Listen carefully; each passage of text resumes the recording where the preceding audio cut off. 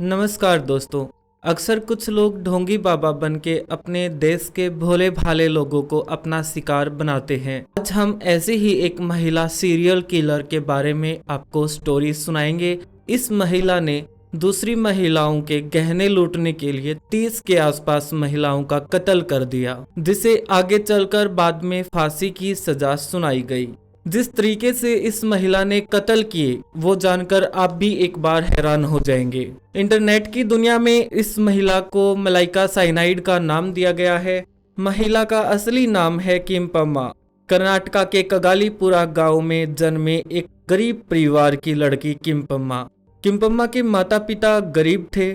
बताया जाता है कि किम्पम्मा को बचपन से ही बड़े बड़े शौक थे। हमेशा चाहती थी कि उसकी शादी ऐसी जगह हो जहां उसे हर सुख सुविधाएं मिले। एक अच्छा घर हो, गाड़ी हो। गरीब परिवार होने के कारण किम्पम्मा के माता पिता उसकी शादी एक अच्छे घर में नहीं कर पाते हैं। फिर भी किम्पम्मा के माता पिता उसकी शादी एक टेलर से करते हैं, जो अपना और किम्पम्मा का गुजारा आसानी से कर सकता है। शादी हो जाने के बाद किम्पम्मा की लाइफ ठीक ठाक चल रही थी। कुछ सालों बाद किम्पम्मा को 3 बच्चे भी होते हैं, लेकिन किम्पम्मा को लगता है कि कहीं ना कहीं उसकी सारी ख्वाहिशें और जो उसके सपने थे वो अधूरे रह गए हैं।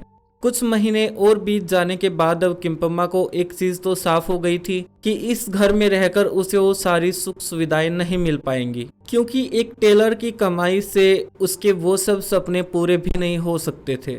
एक दिन किम्पम्मा को आइडिया आता है कि वो लॉटरी जैसे चीट फंड सट्टा ऐसा कुछ का बिजनेस करेगी।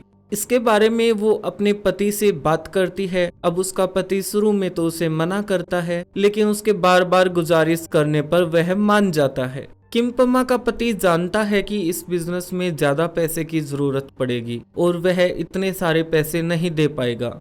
अपनी सारी सेविंग्स और अपने रिश्तेदारों से या फिर इधर उधर से वो कर्ज लेता है और कर्ज लेकर किम्पम्मा को पैसे दे देता है। किम्पम्मा अपना बिजनेस शुरू करती है और कुछ ही दिनों में किम्पम्मा का सारा पैसा डूब जाता है। सारा पैसा डूब जाने के बाद घर पे थोड़ा झगड़ा भी होता है। फाइनली किम्पम्मा का पति उसे कहता है कि चलो कोई बात नहीं है, शायद हमारे नसीब में ही नहीं है ये काम। लेकिन किम्पम्मा के दिमाग में अभी ये चल रहा है कि उसे इस गरीबी में नहीं रहना। किम्पम्मा फैसला करती है कि वह अपने बच्चों और पति को छोड़कर कहीं और चली जाएगी, जहां जाकर वह अपनी नई दुनिया जिसमें सारी सुख सुविधाएं हों और वह अपने सारे सपने पूरे कर सके। किम्पम्मा बेंगलोर चली जाती है। शुरुआती दिनों में उसे कुछ काम नहीं मिलता है। कुछ दिन और प्रयास करने के बाद उसे घरों में झाड़ू पोछे का काम मिल जाता है। ऐसा करके वह अपना जीवन जीने लगती है। 3-4 महीने बीत जाने के बाद उसे लगता है कि इस काम से भी उसका कुछ नहीं होने वाला। किम्पम्मा को एक दिन बिडाड़ी में ज्वेलरी की दुकान पर काम मिल जाता है। वहां पर कई महीने किम्पम्मा काम करती है, यहाँ तक कि जो दुकान का मालिक है उसके घर पर भी थोड़ा बहुत काम करने जाती है। और ऐसा करके वह जो ज्वेलरी की शॉप है उसके आसपास के लोग हैं उन सब से भी घुल मिल जाती है। सोने की दुकान पर काम करते करते उसके मन में विचार आता है कि सोने के काम में बहुत पैसा है, और अब धीरे धीरे किम्पम्मा के मन में लालच आने लगता है। लिहाजा एक दिन मौका पाकर वो सुनार के यहाँ चोरी करती है, और जब सारा सोना समेट कर वह भाग रही होती है तो पकड़ी जाती है। दुकान का मालिक पुलिस को इन्फॉर्म करता है और किम्पम्मा को पकड़ के पुलिस के हवाले कर देते हैं। सन 2000 में सेशन कोर्ट किम्पम्मा को 6 महीने की सजा सुनाती है। 6 महीने की सजा काटने के बाद किम्पम्मा बाहर आती है। अब बाहर आने पर उसकी छवि भी हर जगह खराब हो चुकी थी। किम्पम्मा इधर उधर काम ढूंढती है, लेकिन उसे कोई काम नहीं मिलता है। इधर उधर घूमते घूमते मंदिर के पास जाती है और वहां जाके बैठ जाती है। अब अकेले औरत है ये सोचकर अक्सर मंदिर में आने जाने वाले लोग उसे कुछ रुपए भी दे देते हैं। रात को किम्पम्मा वही मंदिर के आसपास या फिर कभी कभार मंदिर में सो जाती है। ऐसा करके किम्पम्मा का गुजारा हो रहा होता है। इसी बीच वो नोटिस करती है कि मंदिर में जितनी भी महिलाएं आदमी आते हैं सबकी कोई ना कोई प्रॉब्लम है। कोई अपने बिजनेस के लिए आ रहा है, किसी का कोई लड़ाई झगड़ा चल रहा है, कोई भगवान से प्रार्थना कर रहा है कि भगवान उसकी मदद कर दे। अब किम्पम्मा को आइडिया आता है कि क्यों ना जो मंदिर में लोग आते हैं उनको ठगा जाए। मंदिर में 31 साल की औरत जो हर रोज सुबह आती है, नाम है ममता राजन। किम्पम्मा ममता राजन पर कई दिन से नजर रख रही होती है। एक दिन वह ममता राजन से बात करती है कि मैं आपको हर रोज देखती हूँ, क्या मांगते हो आप भगवान से। इस पर ममता राजन उसे बताती है कि उसे अब तक कोई बच्चा नहीं हुआ है, वह भगवान से हर रोज बच्चा मांगने आती है। इस पर किम्पम्मा उसे कहती है कि मैं एक स्पेशल पूजा करूंगी जिससे तुम्हें बच्चा मिल जाएगा। किम्पम्मा उसे ये भी बताती है कि मैंने अब तक कई औरतों की ऐसे मुरादें पूरी की हैं। पूजा करने की बात को लेके ममता राजन मान जाती है और वह इस पूजा को करने के लिए पूछती है कि मुझे अब इसमें क्या करना होगा। किम्पम्मा उसे बताती है कि तुम कल सज धज के अपने सारे आभूषण पहन के मंदिर में आ जाना, मंदिर के कोने में हम स्पेशल पूजा करेंगे, जिसके बाद 2-3 महीने के अंदर आपका काम हो जाएगा। ममता राजन को लगता है कि भगवान ने शायद किम्पम्मा को उसकी मदद के लिए भेजा है और अब उसकी जल्दी मुराद भी पूरी होने वाली है। और अगले दिन सज धज के मंदिर आ जाती है। मंदिर के एक कोने में पूजा की जाती है और झूठे मंत्रों का उच्चारण किया जाता है ताकि ममता राजन को लगे कि वह सच में ही कोई पूजा कर रही है। 15 मिनट पूजा करने के बाद ममता राजन को पीने के लिए लोटे में पानी दिया जाता है और किम्पम्मा कहती है कि आप ये पानी पूरा पी जाओ। पानी के अंदर किम्पम्मा ने साइनाइड मिला रखा था। पानी पीने के बाद अगली 2-3 मिनट में ही ममता राजन की मौत हो जाती है। किम्पम्मा ममता राजन की लाश को ठिकाने लगाती है और उसके सारे आभूषण उतार के वहां से भाग जाती है। 2-3 महीने बाद किम्पम्मा के सारे पैसे खत्म हो जाते हैं। इस बार किम्पम्मा कबलामा टेम्पल के बाहर जाके बैठ जाती है, जहां उसे 50 साल की एलिजाबेथ नाम की औरत से उसकी मुलाकात होती है।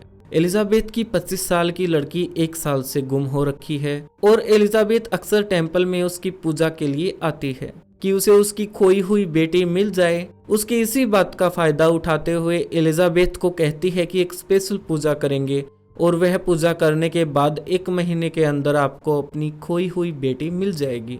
एलिजाबेथ यह सब सुनकर बहुत खुश होती है और किम्पम्मा को हाँ कर देती है। किम्पम्मा उसको कहती है कि आपको अपने सारे आभूषण और नए कपड़े पहनकर आना होगा।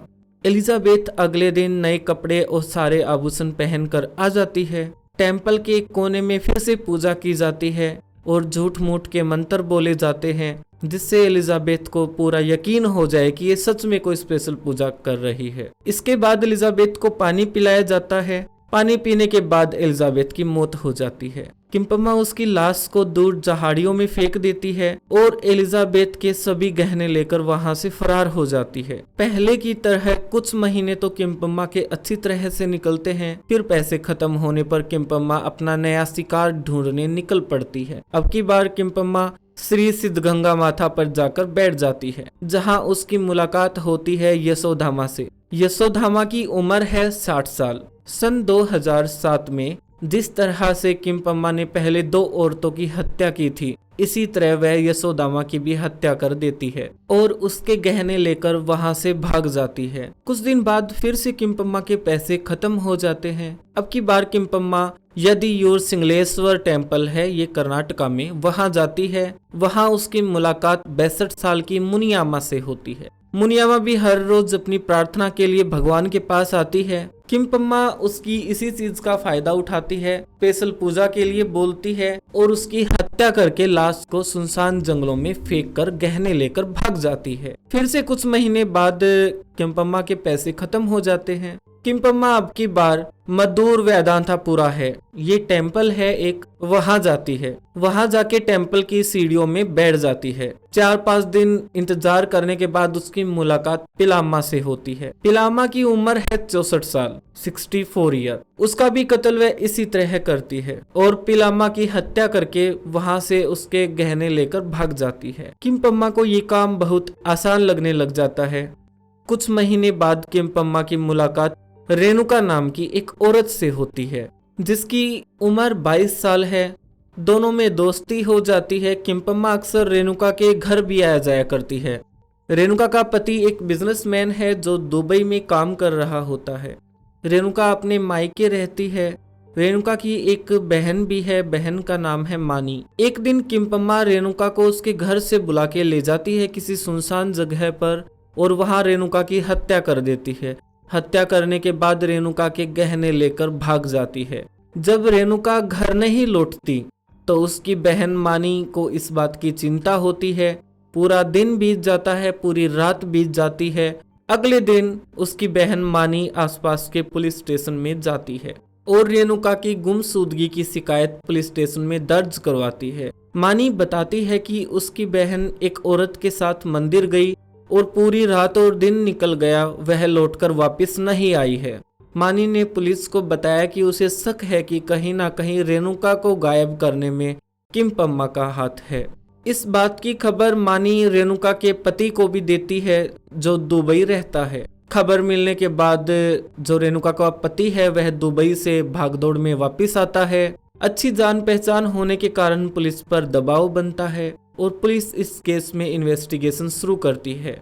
पुलिस मानी से किम्पम्मा का स्केच बनवाती है। स्केच मतलब हुलिया। किम्पम्मा का हुलिया बनवाने के बाद उसके पोस्टर बनवाए जाते हैं और हर railway station, bus stand, park तथा भीड़ भाड़ वाली जगह पर लगवाए जाते हैं। एक दिन पुलिस को सूचना मिलती है कि एक औरत की लाश एक टेंपल के पीछे जंगलों में देखी गई है। पुलिस तुरंत एक्शन में आती है और बॉडी का पोस्टमार्टम होता है। पुलिस लाश की पहचान करने के लिए मानी को बुलाती है। मानी लाश को देख के पुलिस को बताती है कि यह उसकी बहन है रेणुका। कुछ दिन बीत जाते हैं, पुलिस के हाथ अब तक कोई सुराग नहीं लगता है। एक दिन 31 दिसंबर 2008 को पुलिस स्टेशन में एक कॉल आती है। कॉल में बताया जाता है कि पोस्टर में जो हुलिया है वैसे ही हुलिया की एक औरत यहाँ बस स्टॉप पे खड़ी है और वह बस के आने का इंतजार कर रही है। उसके हाथ में एक बैग भी है। पुलिस तुरंत वहां पर पहुंचती है और किम्पम्मा को दबोच लेती है। गिरफ्तार करने के बाद किम्पम्मा को पुलिस स्टेशन लाया जाता है जहां उससे पूछताछ की जाती है और उसके बैग की तलाशी ली जाती है। शुरुआती जांच में वह सिर्फ इतना ही बताती है कि बैग में जितने भी आभूषण हैं वह उसके फैमिली वालों के हैं और वह इन्हें बेचने के लिए जा रही थी। उसे पैसों की जरूरत है। जब पुलिस उसे टॉर्चर करती है तो जिस बात का खुलासा होता है वह सुनकर पुलिस के पैरों तले जमीन निकल जाती है। पुलिस सुनती है कि उसने 30 से ज्यादा महिलाओं का कत्ल किया है। किम्पम्मा पुलिस को बताती है कि उसने अब अपना नाम भी बदल लिया है और जय अम्मा रख लिया है। वह पुलिस को यह भी बताती है कि उसने किस तरह अपनी बेटी और बच्चों को छोड़कर यहाँ आई और फिर उसने सुनार के यहाँ काम किया। पुलिस पूछताछ में पूछती है कि तुम लोगों को कैसे मारती थी। इस पर किम्पम्मा बताती है कि जब वह सुनार की दुकान पर काम कर रही होती है तो वहाँ उसे साइनाइड मिलता है। आपको बता दें साइनाइड ज्वेलरी बनाने के दौरान यूज किया जाता है। यह बहुत ही घातक जहर होता है।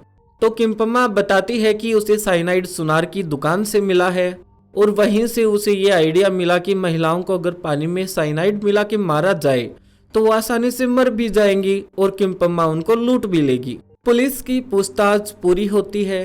पुलिस को सिर्फ 6 औरतों की कत्ल के सबूत मिलते हैं। पुलिस चार्जशीट बनाती है और अगले दिन कोर्ट में पेश किया जाता है जहां से किम्पम्मा को जेल भेज दिया जाता है।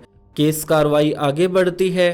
सेशन कोर्ट 2010 में किम्पम्मा को मुनियामा की हत्या के इल्जाम में फांसी की सजा सुनाती है। 2011-2012 में भी किम्पम्मा को 2-3 और मामलों में फांसी की सजा सुनाई जाती है। इसके बाद किम्पम्मा हाई कोर्ट में अपील करती है जहां से उसकी फांसी की सजा को बदलकर आजीवन कारावास में कर दिया जाता है। इधर आजीवन कारावास का मतलब है कि जब तक वह जिंदा रहेगी जेल के अंदर ही रहेगी। आज की कहानी इतनी ही। क्राइम पोड पर अब तक बने रहने के लिए दिल से धन्यवाद। जल्द ही मिलते हैं एक नए केस के साथ। Thank you.